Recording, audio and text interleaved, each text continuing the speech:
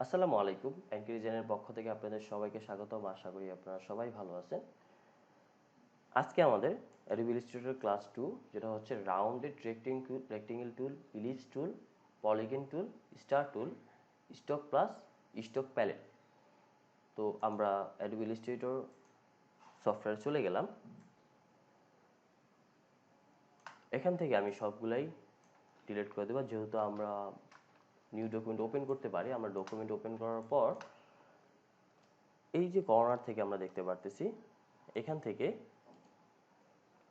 যদি আমরা এই টুলসে ক্লিক করি, টুলসে ক্লিক করার পর মাউসের রাইট বাটন থেকে এই যে অপশনগুলো আমাদের সাব টুলসগুলো আমরা দেখতে পারবো। Rectangle tool, rounded rectangle tool, ellipse tool, polygon tool, star tool and flare tool. তো এটা আমরা একটা একটা করে অ্যাপ্লাই করে দেখি আসলে এটা একটার পর একটা এটা অ্যাপ্লাই করলে কেমন প্রসেসটা আসে। রেক্টেঙ্গেল টুল আমরা দেখার পর এখান থেকে আমি ফিল কালার, স্টক কালার দুইটাই রাখলাম। জাস্ট এইখান থেকে এটা ড্র করলাম শিফট অ্যান্ড আল প্রেস করে। তারপর এখান থেকে আমি রাউন্ডেড রেক্টেঙ্গেল টুল আমি গেলাম। তারপর এখান থেকে ইলিপস টুলে গেলাম। শিফট অ্যান্ড আল প্রেস করে আমরা করব, যাতে করে আমরা সমান প্রপোর্শনে আমরা কাজ করতে পারি। তারপর হচ্ছে পলিগন টুল। পলিগন টুলের একটা ব্যাপার আছে, সেটা আমি দেখাচ্ছি একটু পরে। তারপর হচ্ছে স্টার টুল। তারপর হচ্ছে ফ্ল্যাট টুল।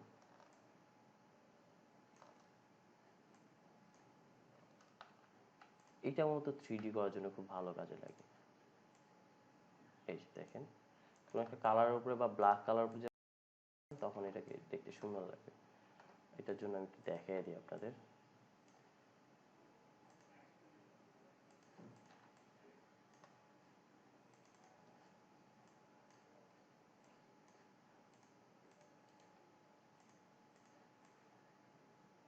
এই যে দেখেন, মনে হয় সূর্যের রোশনির মতো। মূলত এটা এই কাজই করে। এটা আপনি চাইলে ছোট করতে পারবেন, বড় করতে পারবেন আপনার ইচ্ছে মতো। আচ্ছা, এইটাকে আমি সাইডে রাখি। দেখেন, আসলে এই শেপগুলোর সাথে অলরেডি আমরা পরিচিত যদি আমরা ফটোশপের ক্লাসগুলো করে থাকি। তো এগুলো হচ্ছে ভেক্টর বেস। আপনারা এগুলো জুম করলে কোনো পিক্সেল আসবে না, আপনার ইচ্ছে মতো আপনারা কাজ করতে পারবেন। রাউন্ডেড রেক্টেঙ্গেল টুল হচ্ছে 4 কর্নার থেকে, যেটা স্কোয়ার শেপের থাকবে। আর রাউন্ডেড রেক্টেঙ্গেল হচ্ছে 4 কর্নারই থাকবে, বাট কর্নারগুলা কর্নারগুলা রাউন্ডেড থাকবে। টুল আমরা জানি যে এটা রাউন্ডেড টুল। তারপর হচ্ছে পলিগন টুল। পলিগন টুল হচ্ছে চারপাশ থেকে আপনার পলিগন শেপ করা। তারপর হচ্ছে স্টার টুল। তারপর হচ্ছে ফ্লার টুল। আসলে এইগুলা নিয়ে ডিটেলস আমরা অলরেডি বুঝতে পারছি, যেগুলো আমরা জানি এগুলা কি। তো পলিগন টুলে যদি আমরা একটু যাই, পলিগন টুল থেকে যখন এটা আমরা দিব, কিবোর্ড থেকে অ্যারো কি যদি আমরা উপর দিকে দেই, তাহলে এইটার দেখেন চারদিক থেকে বাড়তে থাকবে। আর যদি ডাউনে দেই, দেখেন এটা কমতে থাকবে। ট্রায়াঙ্গেলে চলে আসছে। এটা 3টার নিচে হয় না, 3টার বেশি হয়। আপনি যত চান, দেখেন আপনি যত চান তত বেশি নিতে পারবেন। এইটা হচ্ছে পলিগন টুলের কাজ। এটা দিয়ে অনেক কাজ করা যায়, অনেক বেটার কাজ করা যায়, অনেক ডিজাইন করা যায়। তারপর আমি যদি স্টার টুলে যাই, এটার বেলাও সেম। স্টার টুলে যাওয়ার পর এখান থেকে জাস্ট আমি যদি দেখেন কিবোর্ডের অ্যারো কি যদি উপরের দিকে আমি যদি দেই, আপ যদি দেই, তাহলে দেখা যাবে যে এটা। আর যদি নিচের দিকে দিই, শিশু ট্রায়াঙ্গেলে চলে আসবে। 3টার নিচে হবে না। দেখেন, হিউজ পরিমাণ ডিজাইন আপনারা করতে পারবেন এই ধরনের কনসেপ্টগুলো, টুলসগুলো জানতে পারলে বা শিখতে পারলে।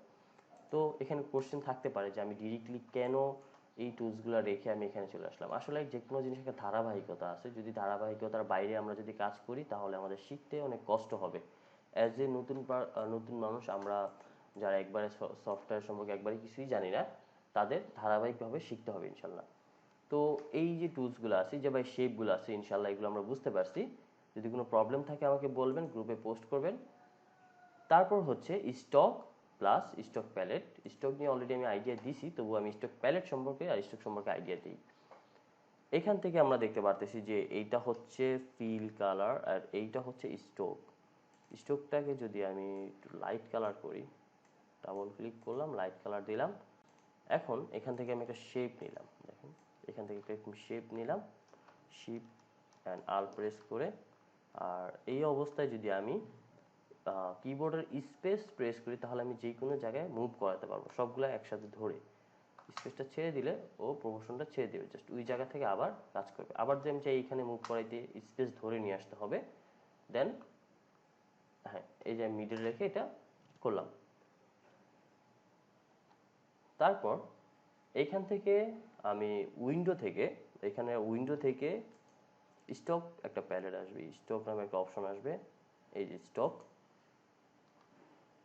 দেখেন এই যে স্টক যে অপশনটা সেটা অবশ্যই এইভাবে বাইরে থাকতে পারে বা এখানে থাকতে পারে। তো আপনার যদি নাও থাকে তাহলে আপনি উইন্ডো থেকে নিয়ে আসবেন, আর এখান থেকে এই অবস্থায় থাকবে, সবসময় এই অবস্থায় থাকবে। আমি এটাকে এখানে নিয়ে আসি। আর ইলাস্ট্রেটরে জুম ইন জুম আউট করার জন্য আপনাকে কিবোর্ডের আল্ট প্রেস করবেন, আল্ট প্রেস করে মাউসের হুইল ঘোরাবেন, তাহলে এটা জুম ইন জুম আউট হবে। আচ্ছা, এখন এখানে আমার স্টক হচ্ছে, স্টকটা দেওয়া আছে, আমি স্টকের ব্যাপারটা দেখাচ্ছি। এখানে ওয়েট হচ্ছে 1 পিটি, আমি যদি এখানে 10 পিটি করে দেই, দেখেন বোল্ড হয়ে আসছে। তো স্টকের আরো অনেকগুলো অপশন আছে, সেই অপশনগুলা এখন আমরা দেখব।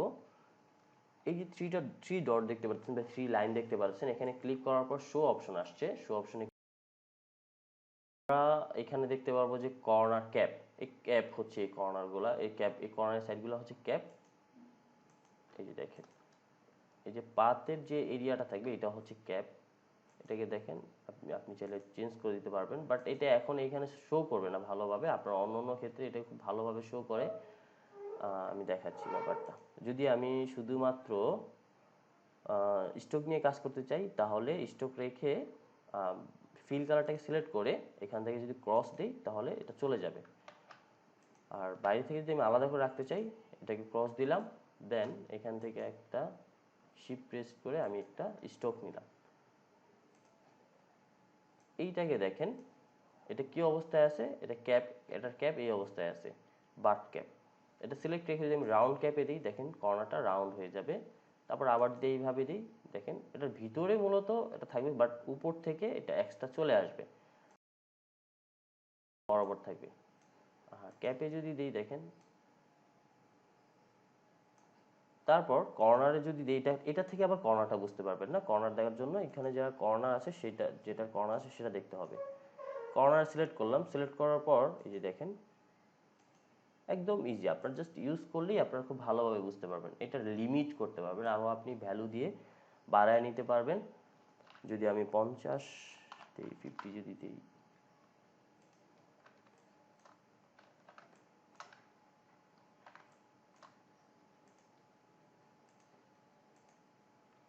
এটার ভ্যালু অনুযায়ী এটা কর্নার হয়ে আছে দেখেন অলরেডি।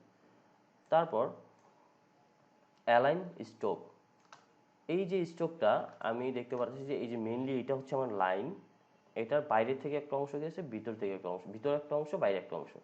এইটা দেখেন পিকচারটা কিন্তু এমনই দেখাচ্ছে। আমি যদি সিলেক্ট রেখে যদি এই স্ট্রোকটা ইনসাইড করে দিই, শুধুমাত্র এটা ইনসাইড ভিতরে চলে আসবে এই লাইন থেকে। এটা যদি আউট করে দিই, এটা দেখবেন বাইরে চলে আসবে। এটা আমাদের খুবই দরকার পড়ে মাঝে মধ্যে, আমাদের কাজ অনুযায়ী আমরা মিডলে রাখলাম। এই যে অপশনটা দেখতে পারতেছেন এটা হচ্ছে ড্যাশ লাইন, দেখেন এটা ড্যাশ হয়ে গেছে এখন। এটা আমাদের অনেক কাজে লাগে, এটা আমাদের অনেক ওয়ার্কবুকের জন্য আমাদের অনেক কাজে লাগে। এটাকে দেখেন আমি ভ্যালু বাড়াচ্ছি আর এটা চারিদিক থেকে বাড়তেছে। এটা হচ্ছে ড্যাশ, কতটুকু ড্যাশ থাকবে, কতটুকু ড্যাশ সাইজ থাকবে। তারপরে এটা হচ্ছে গ্যাপ, এখানে যা আমি আরো 20 যদি দিই বা 10 দিলাম, দেখেন গ্যাপটা এখানে। আবারও যদি এখানে আমি 20 দেই, এখানে 10 দিলাম, দেখেন আপনি তফাৎটা বুঝতে পারবেন যে আসলে কোথায় কি কাজটা করে। এখানে আমি আবার 10 দিলাম, দেখেন এইখান থেকে আমি 20 দিলাম, এখান থেকে আমি আবার 10 দিলাম। আমি জাস্ট একটা আমার নির্দিষ্ট অনুযায়ী একটা ভ্যালু দিলাম, এখানে এটাকে 20 করে দিই। তারপর এখান থেকে বারটা যদি আমি বা ক্যাপটা যদি আমি চেঞ্জ করে দিই, দেখেন এটা রাউন্ড টাইপে চলে আসছে। হ্যাঁ, এই ড্যাশগুলাকে আমি একসাথে ধরে যদি আমি এটাকে সিলেক্ট করলাম, শিফট ধরে, আচ্ছা শিফট ধরে এটা নিবে না, এটাকে সিলেক্ট করলাম, সিলেক্ট করে এটাকে আমি 30 করে দেই, এইটাকেও আমি 30 করে দেই,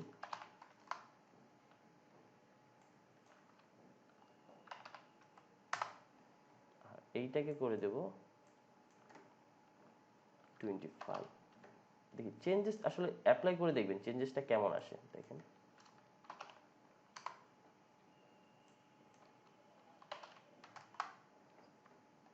এখন এখন কিন্তু খুব ভালো একটা প্রসেস আসছে। দেখেন রাউন্ড টাইপের, এটা এই টাইপের দিলে এই টাইপের হবে, আপনাদের দরকার অনুযায়ী আপনারা ব্যবহার করে নেবেন। আর এটা হচ্ছে লেন্থ, আপনি কতটুকু লেন্থ রাখতে যাচ্ছেন। তারপর এইখান থেকে আপনি কিছু মানে অ্যারো পাবেন যে কোন দিক থেকে আপনি এটাকে হোল্ড করতে যাচ্ছেন। দেখেন এই যে দেখেন, আমি একবার জুম করে দেখাচ্ছি যাতে করে আপনাদের বুঝতে সুবিধা হয়, দেখতে পারেন খুব ভালোভাবে। যে দিক থেকে দিবেন আপনি ঠিক সেই দিকে যাবে, ঠিক ওই অ্যারোটা গ্র্যাব করবে। আসলে এটা আমাদের খুব ওয়ার্কবুকের ক্ষেত্রে কাজে লাগে, কোনো যদি ওয়ার্কবুক করতে হয় যেটা এখান থেকে শুরু হয়েছে বোঝার জন্য। দেখেন আর এইটা হচ্ছে অ্যারো কির হেড, যে এইটা এখান থেকে এসে এখান থেকে এখানে অ্যাডজাস্ট হয়েছে। আমি যদি এটার সাথে রিলেভেন্ট রেখে যদি করতে চাই তাহলে আমাকে ঠিক এই টাইপের গুলো সিলেক্ট করে নিতে হবে। দেখেন তো এইখান থেকে এসে বা এইখান থেকে চলে গেছে এখানে আসছে, দুই পাশ থেকে এটা বের হয়েছে, এটা দেখেন। তারপর এখানে স্কেল, তারপর হচ্ছে প্রোফাইল। হ্যাঁ এই যে দেখেন আমি যদি এইটা করে দিই, গ্যাপটাকে উঠায় দিয়া, এই প্রোফাইলটাও কিন্তু আমাদের খুব ভালো কাজে লাগে। আমি অন্য একটা, এই যে এইটাকে একটু বড় করে নিই, এই স্টোকটাকে এটা সিলেক্ট করে দেখেন আমি এখন প্রোফাইলে এটা ইউনিফর্ম অবস্থায় আছে, মানে বেসিকে আছে। তারপরে এইটাতে যদি দিই দেখেন এটা কিন্তু চেঞ্জ হয়ে আসছে, দেখছেন। তারপর এটাকে সিলেক্ট করে আবারও দিই, একটু পিটি বাড়িয়ে নিলাম, তারপর দেখেন এটা চেঞ্জ হয়ে আসছে। কালারটা মেবি চেঞ্জ করে নেওয়া দরকার, ডার্ক কালার নেই, এটা চেঞ্জ হয়ে আসছে। তারপর এইটা যদি দিই দেখেন চেঞ্জ হয়ে আসছে। আপনারা অ্যাপ্লাই করে দেখবেন আসলে কোনটা কোন কাজ করে। শিখবেন তো, মানে এটার অ্যাপ্লাই তো শিখবেন পরে প্রজেক্টে গিয়ে, বাট আপনাকে আগে টুলস শিখতে হবে। প্রথমে টুলস শিখবেন, তারপর হচ্ছে কোনো একটা ইন্ডাস্ট্রিকে ফলো করে আপনি সেই প্রজেক্ট নেবেন যেই প্রজেক্টটা আপনার কাছে বেশি ভালো লাগে আর ফিউচারে খুব ডিমান্ডেড, সেটা নিয়ে কাজ করবেন। দেখবেন যে ফিউচারে বেটার একটা কিছু করা যেতে পারে। বাট টুলস কিন্তু আগে আপনাকে শিখতে হবে, খুঁটিনাটি যে টুলসগুলো থাকে সেইগুলো শিখতে হবে। আবার যদি চিন্তা করেন যে না আমি অনেক বছর ধরে শুধুমাত্র টুলসই শিখবো, তাহলেও আপনার জন্য অনেকটা লস্ট হয়ে যাবে। আপনি শুরু থেকে বেসিকটা শুরু করেন, তারপর আস্তে আস্তে প্রজেক্ট করতে করতে অ্যাডভান্স হয়ে যাবেন ইনশাআল্লাহ। তো আজকের এই ক্লাসটা এই পর্যন্তই। সবাই ভালো থাকবেন, সুস্থ থাকবেন। আসসালামু আলাইকুম।